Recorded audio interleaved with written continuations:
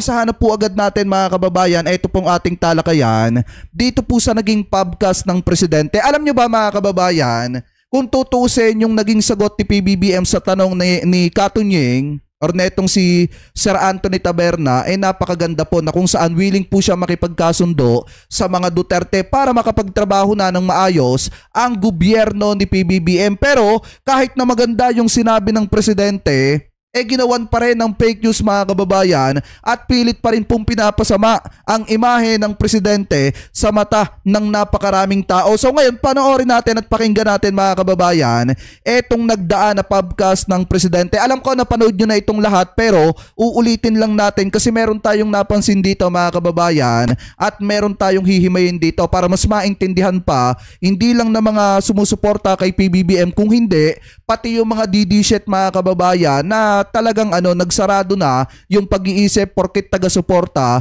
ng mga Duterte. Po, so ngayon pakinggan po natin mga kababayan etong BBM Pubcast Episode 1. I-play po natin. Kumusta po kayo, Mr. President? Pakinggan nyo ha. Mabuti naman. Opo. Anong realization nyo na ganito po ang naging resulta po ng eleksyon? May kinalaman po sa administration slate? Para sa akin, I have two conclusions dito sa election. Una, nagsawa na ang Pilipino sa politika. Tama din naman. Sa politika.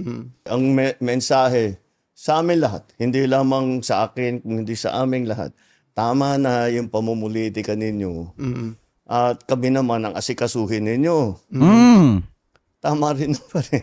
Yan naman talaga ang dapat natin ginagawa. Kaya mabuti. Tapos na yung eleksyon. Tama na yung politika. Tama na yung politika. Magawin na natin lahat ng kailangan gawin. So nagsawa ang tao. Ano po yung pangalawa? Yung pangalawa, disappointed ang tao sa serbisyo ng gobyerno. Hindi nila nararamdaman at masyadong mabagal ang galaw ng pagbubuo ng mga project na hindi pa nila. Isipin nyo mga kababayan, sa isang presidente, napakagandang bagay at napakalaking bagay na inaamin niya yung mga pagkukulang niya mga kababayan sa mga kababayang Pilipino po natin. Bibihira po yung presidente na nagsasabi ng totoo at sinasabi yung totoo sa taong bayan. Unlike doon sa presidente mga kababayan na magsisinungaling sa harap ng publiko, pero iba naman pala yung ginagawa sa kapag hindi nakaharap ang taong bayan mga kababayan. Iba ang ginagawa kapag hindi nakatutok ang camera. So ngayon kung titingnan nyo mga kababayan, si PBBM admitted na talagang kaya ganon yung naging resulta ng eleksyon mga kababayan, dahil unang-una nga ang taong bayan talagang sawa na sa takbo ng politika at ayon po sa ating presidente nakukulangan daw ang taong bayan sa serbisyo ng gobyerno. Pero kita naman po natin kung ano ang ginagawa ng gobyerno ni PBBM. Anyway, pagpatuloy pa natin. Nila maramdaman. Palagay ko ang nangyari dyan. Dahil nung bago akong upo, sabi ko ayokong mangyari na business as usual. Tama. Dahil walang mangyayari sa Pilipinas. Hanggang doon na lang tayo. Hindi tayo aalsa. Sabi ko, kailangan natin baguhin ito. Kaya tinignan ko yung malalaking mahihirap na proyekto na long-term ang magiging effect. Yun ang trabahuhin natin. Yan ang pinagkaiba ng Duterte administration sa Marcos administration. Bakit mga kababayan? Alam naman po natin kapag ang isang proyekto ay tatak Marcos, hanggang ngayon ay napapakinabangan yan. Katulad na lamang mga kababayan ng mga proyekto ni former President Ferdinand Marcos Sr. na kung saan mga kababayan hanggang ngayon po ay napapakinabangan ng taong bayan. At yan po yung gustong mangyari ng presidente. Unlike dun mga kababayan sa tulay ni Digong, na after ng termino ni Digong mga kababayan, kita nyo naman, bumigay, gumuho dahil nga unang-una, yung ginamit ng mga materyales mga kababayan, talagang masasabi po natin na kulang. And then mga kababayan, mahinang klase. Kaya madaling bumagsak yung tulay. Pakitama na lamang po ko kung ako po ay mali. Unlike naman mga kababayan sa Marcos administration, nakitang-kita nyo naman hanggang ngayon ay napapakinabangan pa rin po ang proyekto ng matandang Marcos. At yan po yung gustong mangyari ni PBBM na kahit tapos na yung kanyang term, matibay at napapakinabangan pa rin ng taong bayan yung kanyang mga legasiya, yung kanyang mga nagawa. Ano po ngayon, ipagpatuloy pa natin? So, tinrabaho namin. Kaya ang lalaki, yung mga project na ginawa namin priority, yung mga tourism, yung mga health, yung mga, puro malalaking proyekto. Ang problema sa malalaking proyekto, di ba, transportation, Medyo matagal eh. matagal talaga. Tama. Kahit na super efficient, walang problema, tama, walang hindi nagka-problema. Matagal talaga yan. Opo. Isipin mo, yung subway, huhukayin mo yung para makadaan yung tren. Matagal yun, matatapos yan. Tapos na ako, matagal na akong tapos. Opo. Saka tandaan nyo mga kababayan, aanhin natin yung proyektong mabilis matapos kung mabilis lang din masira. Di doon na tayo sa proyekto mga kababayan na kahit matagal matapos, mapapakinabangan ng taong bayan ng napakatagal na panahon. Yan yung sinasabi na hanggang sa kaapu-apuhan mo, mapapakinabangan pa yung proyekto ng isang presidente na talagang totoong nagmamalasakit sa mga kababayang Pilipino po natin. Tandaan nyo mga kababayan, kapag ang isang proyekto ay napakabilis matapos, napakabilis gawin mga kababayan, mabilis din po yan masira. Pakitama na lamang po ko kung ako po ay mali. Parang mga kalsada lang yan. Mabilis gawin yung mga kalsada pero makikita nyo pagkalipas ng 1 taon, 2 taon, binabakbak ulit mga kababayan at ginagawa na naman. Parang nag-aaksaya nga ng pera ng mamamayang Pilipino. Unlike naman doon sa gustong mangyari ng presidente na hanggang sa kaapu-apuhan ninyo, hanggang sa apo ng apo ninyo mga kababayan, mapapakinabangan pa yung kanyang proyekto. Kaya nga po sabi ko sa inyo, iba kasi yung proyekto mga kababayan na minamadali at minamabilis para lang may maipakita sa taong bayan at iba yung proyekto na talagang pinaglalaanan ng mahabang panahon para mas matagal mapakinabangan ng taong bayan kapag ka natapos na. Ano po ngayon, ipagpatuloy pa natin. Pero sabi ko, kailangan magawa natin ito. Kasi kung hindi natin gawin, paano na? Hanggang dito na lang tayo. Kailangan gumawa tayo ng bago. Ang nasa isip ko, may magandang kasabihan, if not us, who? If not now, when? Tama. Kailangan gawin na natin. Opo. Ngunit, ito talagang na-realize ko, na hindi natin nabigyan ng sapat ng atensyon yung mas maliit na bagay. Yung para maging maginhawa ang pang-araw-araw ng buhay ng tao. Tama. Yung pila sa tren, yung traffic, yung mga ganyang klase. Para naman mas maginhawa ang buhay ng tao. Kasi iniisip ko, hindi, pag pinaganda natin yan, gaganda rin. Opo. Anong gagawin natin ngayon habang inaantay immediate, na? Anong gagawin natin ngayon? Ayun ang talagang bibigyan natin ng atensyon ngayon. Pero, inaamin niyo po ba na may pagkukulang kayo doon? Oo. Di ba? Nag-concentrate kami lahat. Bibihira sa isang presidente na marunong umamin at tumanggap ng pagkukulang. Tandaan nyo yan mga kababayan.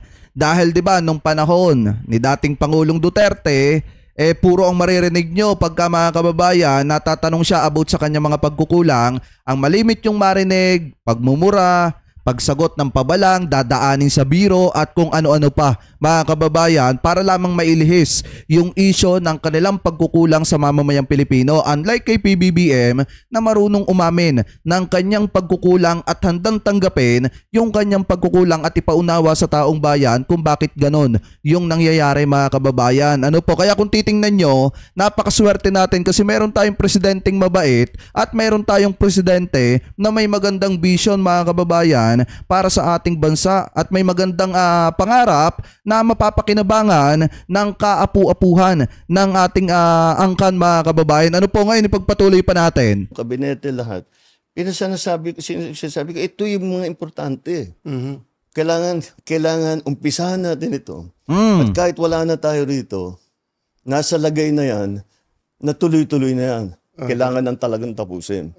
Yun ang talagang iniisip ko. Hanggang ngayon po ba, meron pa rin kayong countdown ng natitirang mga araw niyo sa Malacanang? Araw-araw.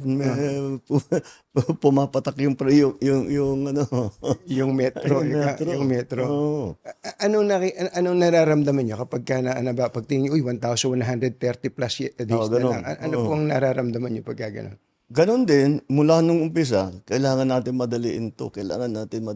Ba't ang bagal? Ba't wala pa? Bakit hindi pa magawa? Opo. Binibiro ko nga yung mga mayayaman kong kaibigan, yung mga malalaking Taipan. Sabi ko, naiinggit ako sa inyo dahil kahit napakalaki ng korporasyon ninyo, nahawak ninyo, pagka inutos ng CEO, ng boss, tapos na. Opo. Pagka ako nag-utos, marami pa akong kukumbinsin. Tama.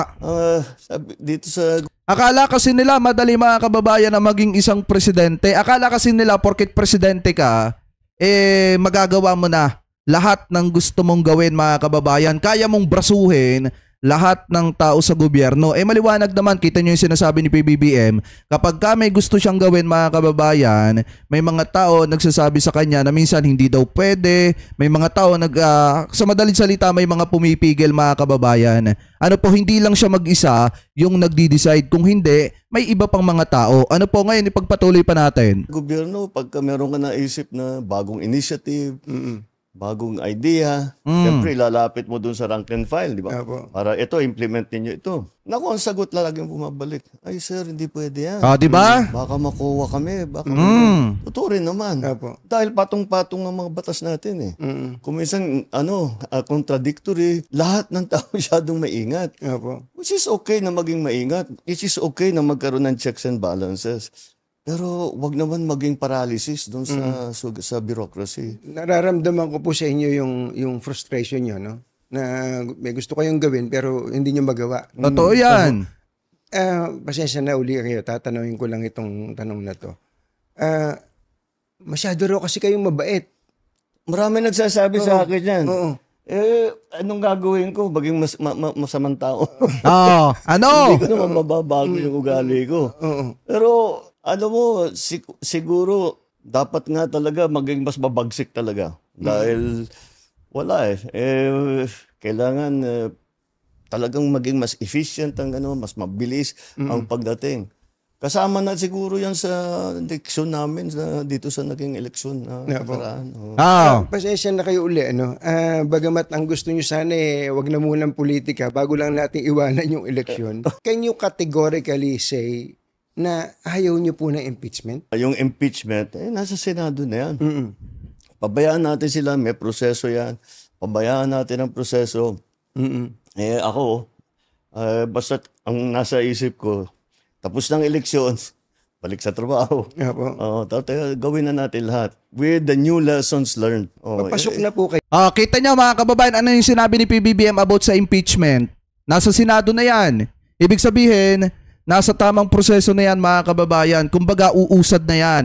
Hayaan na lang natin yung Senado mga kababayan ang mag-decide at mamahala doon sa impeachment nitong si Sara Duterte. So sa madalit salita mga kababayan, hindi pinipigilan ni PBBM or hindi sinasabi ng presidente na ayaw niya ng impeachment mga kababayan. Ang sa presidente kasi kung iisipin nyo mabuti, kay PBBM sumusunod lang siya sa due process. Kung ano yung sinasabi mga kababayan ng batas, yun yung masusunod. And then mga kababayan, kita nyo naman yung naging komento ni PBBM about do sa impeachment na nasa Senado na po yan.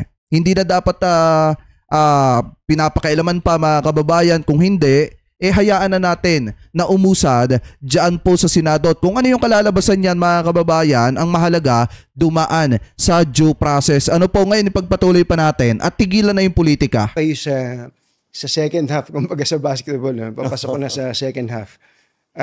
Binabanggit nyo kanina yung mga kailangan ng tao, yung agad-agad.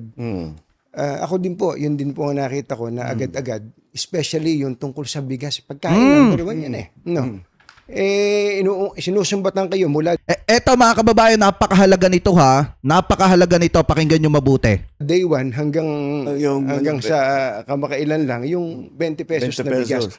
Okay, tatanungin ko po kayo, nilots nyo po yung 20 pesos na bigas bago mag-eleksyon. At ang sinasabi na iba, nako, hindi sustainable yan. Patsi-patsi lang yan, hindi maitutuloy ng gobyerno yan. Unang tanong, Ito, dugtungan pa natin mga kababayan na ano yung sinasabi pa nila. Kaya daw ibinaba ng 20 pesos yung bigas kasi mag-e-election daw mga kababayan. And then after election daw, mawawala na daw po yung 20 pesos na bigas. At ngayon mga kababayan, kung titingnan nyo, sabi ko nga po kanina, alam ko naman na napanood nyo na po ito. Ngayon kung titingnan nyo mga kababayan, ang maiitanong kasi kay PBBM dito kung bakit ngayon lang ngayon lang lumabas mga kababayan yung 20 pesos na bigas kung kailan ilang taon na yung nakalipas. So ngayon napakaganda ng sagot ng presidente dito at sana maunawaan nung mga taga-suporta ni Digong at yung mga taga-suporta ng ibang kritiko mga kababayan ni PBBM kung bakit ngayon lang lumabas yung 20 pesos na bigas. So ngayon i-play po natin. Tanong ko po, ba't ho ba ngayon nyo lang ginawa yon? At pangalawa, hanggang kailan ba to? Baka nga patsi-patsi lang po ito. Sige. Ang tanong, bakit ngayon lang? Bakit ngayon lang? Kaya nyo palang gawin, ba't di nyo ginawa nung 2022 Opo. o nung 2023? Dahil hindi namin, nung 2022, 2023, 2000, hindi pa namin kayang gawin. Bakit? Ang key dyan, yung production. Opo. Kaya patayo namin ng irrigation, ang dami naming dam na ginawa, ang dami na naming pinamigay na makinarya. 2023, ang ani ng palay sa Pilipinas, pinakamataas sa kasaysayan ng Pilipinas. Kasi sa totoo lang mga kababayan, nung pumasok ang Marcos administration, nakita ni PBBM yung problema or matinding problema na mga kababayan po nating magsasaka. Una, kailangan po nila mga kababayan ng mga makinarya na makakatulong po sa kanilang pagsasaka. Pangalawa mga kababayan, kung titingnan nyo mabuti, di ba nung kauupo pa lamang po ni PBBM sa first taon, mga kababayan, ng kanyang pag-upo hanggang pangalawang taon ng kanyang pagiging presidente mga kababayan, di ba puspusan yung pamimigay ng lupa ng gobyerno sa mga kababayan po nating magsasaka. Hindi lamang po lupa mga kababayan, kung hindi pati mga makabagong makinarya na makakatulong po sa kanilang pagsasaka. At kung titingnan nyo din, talagang puspusan din yung pagpapagawa ng mga irrigation ng ating gobyerno, yung mga patubig mga kababayan. Dahil nga nakita ni PBBM yung matinding problema ng mga kababayan po nating magsasaka. And then mga kababayan, unti-unti pong inayos yan ng Marcos administration hanggang sa dumating na nga yung time mga kababayan na kaya na ng gobyerno na makapagpababa ng 20 pesos na bigas dito po sa ating bansa. Kumbaga, step by step yung ginawa ng ating gobyerno para makamit yung pangarap ni PBBM na mapababa ang presyo ng bigas sa halagang 20 pesos. Ano po ngayon, ipagpatuloy pa natin. Pasampa yun noong 2024. Opo. Kaya sa production, dahan-dahan, inaalalay natin. Bakit ngayon lang na tayo nagbibigay ng tulong sa produksyon? Dahil ang Pilipinas, ang mga opisyal na spoiled. Basta import lang ng import. Tapos, yung importation niyan, illegal and legal. Ang katotohanan, ang nakita namin, ang pang-control doon sa presyo ng bigas ay ang smuggled na bigas. Kaya nag-hoard. Opo. Yan. Ang una na, kung titignan ninyo, ang isa sa una namin ginawa, nag-raid kami ng mga warehouse. Itong pinakamalupit. Sinabi namin, ba't may ganito? At hindi na iniintindi, basta't puro ang import natin. Diba? Dahil nag-i-smuggle, mga official din ng gobyerno. Kumikita sila. Opo. O di bakit nila papalitan? Sige, pasok lang sila ng pasok. Hindi nila iniintindi ang production, hindi iniintindi yung sistema, hindi nila iniintindi ang presyo ng palay, ang presyo ng bigas, ang kikitain ng magsasaka. Wala. Diba? Kailan po itong mga nag-i-smuggle? Basta ito yung nakita namin. Opo. Noong pag-upo ko. Meron talagang ganyan. Di sa panahon pa ni Duterte mga kababayan, gano'n na yung ginagawa. May mga nag-i-smuggle na ng bigas at talagang kinukontrol nila mga kababayan yung presyo. Kaya kung titingnan nyo, napakamahal ng presyo ng bigas sa mga kababayan. Yung sinasabi ni Duterte dati na i-reduce ng 7 pesos per kilo ng bigas, hindi naman po talaga nangyari yan mga kababayan. Bagkos, noong pandemic, talagang napakamahal ng presyo mga kababayan ng per kilo ng bigas. Kaya nga wala pong katotohanan. For me mga kababayan, na in my own opinion, walang katotohanan yung reduce 7 pesos na bigas ni Duterte. Ang nangyari, tumaas pa ng higit sa 7 piso yung presyo ng bigas lalo na nung pumasok yung pandemic.